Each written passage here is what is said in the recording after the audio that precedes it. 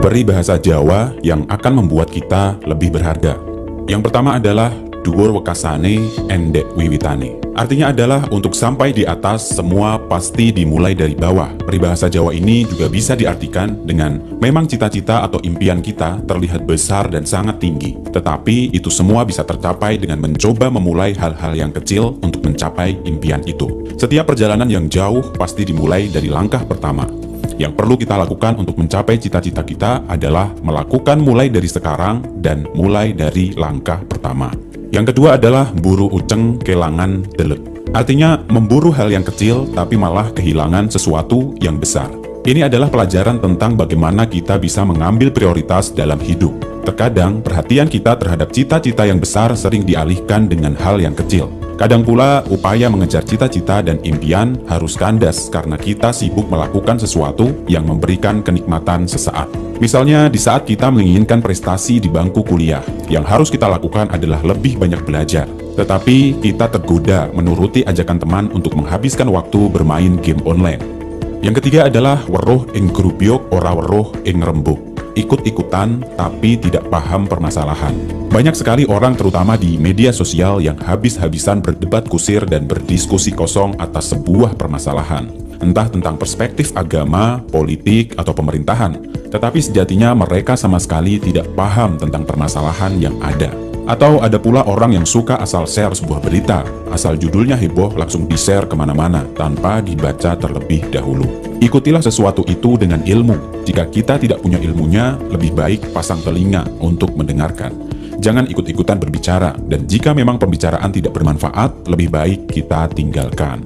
Yang keempat adalah durung petus keselak besus. Belum punya kemampuan, tapi sudah berkeinginan macam-macam. Punya impian dan cita-cita itu memang baik dan sangat penting. Tetapi kita juga harus berpikir realistis dengan melakukan usaha yang sesuai dengan besarnya impian kita itu. Kebanyakan orang bermimpi besar tetapi malas untuk melakukan sesuatu. Dia bermimpi mempunyai rumah yang mewah, sementara dia tetap melakukan rebahan dan malas melakukan usaha menuju ke sana.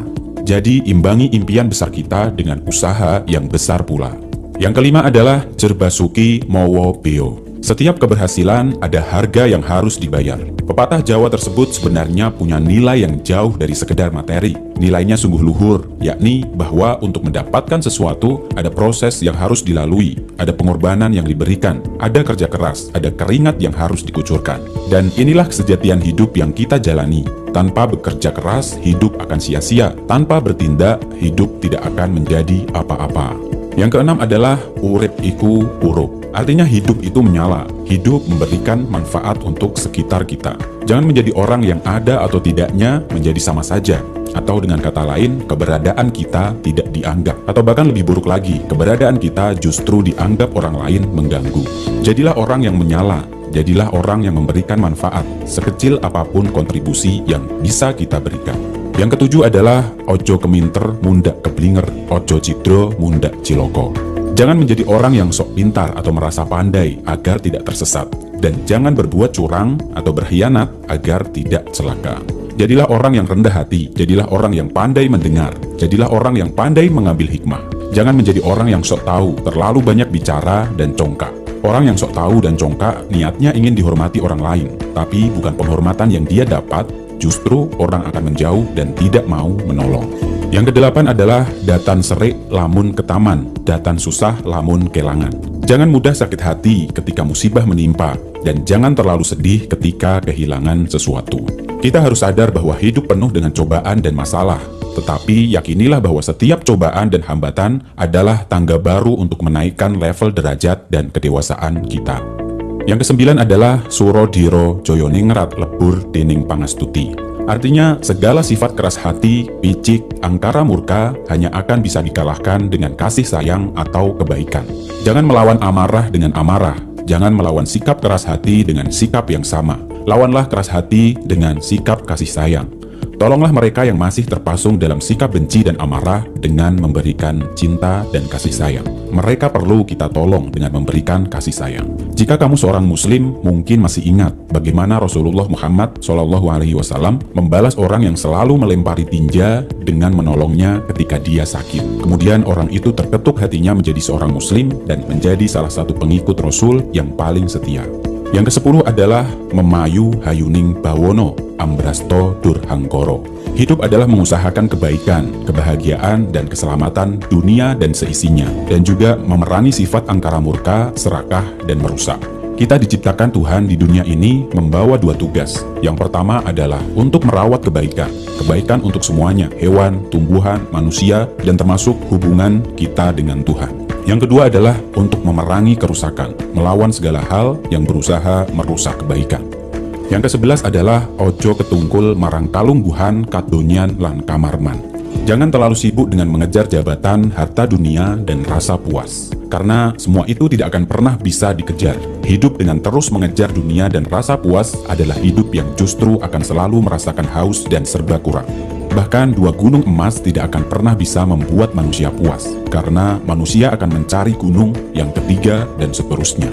Yang ke-12 adalah ojo adigang adigung adiguno. Artinya adalah jangan sombong dengan mengandalkan kekuatan, kedudukan, ataupun latar belakang. Jika kita mengakui keberadaan Tuhan yang maha segalanya, maka tidak ada tempat bagi manusia untuk menyombongkan diri. Apalah artinya jika kita dibandingkan dengan segala yang telah Tuhan beri. Kita kaya, kekayaan kita bisa habis jika Tuhan memberikan penyakit yang parah. Kita berkuasa, kekuasaan kita bisa hilang jika Tuhan mencabut akal sehat kita dan membuat kita gila. Yang ke-13 adalah alon-alon waton kelakon. Artinya adalah pelan-pelan asal sampai. Pesan ini mengandung makna yang sangat dalam tentang bagaimana sebuah ketekunan dibangun. Kadang orang tidak cukup bersabar untuk mencapai sesuatu, sehingga ia menghalalkan berbagai macam cara untuk mencapai tujuan mereka. Peribahasa ini juga mengajarkan kita untuk menempuh impian dengan cara sabar atas segala hal yang kecil. Yang ke-14 adalah ngluruk tanpa bolo, menang tanpa ngasorake, sekti tanpa aji-aji, sugih tanpa bondo. Artinya adalah menyerang tanpa membawa teman, menang tanpa merendahkan, sakti tanpa mengandalkan kekuasaan, kekuatan, kekayaan, atau keturunan, dan kaya tanpa didasari banyaknya materi. Yang ke-15 adalah sanding kepu kupa. Artinya terpengaruh keburukan karena lingkungan yang buruk. Sering sekali lingkungan mengubah seseorang. Seseorang yang tadinya baik menjadi buruk. Mungkin kita telah dewasa dan mungkin bisa membedakan hal yang baik dan yang buruk. Tetapi disadari atau tidak, lingkungan juga akan mempengaruhi kita, sedikit demi sedikit tanpa kita menyadarinya. Nah, itulah beberapa peribahasa Jawa yang memberikan pelajaran hidup untuk kita semua. Jika kamu suka dengan channel ini, like dan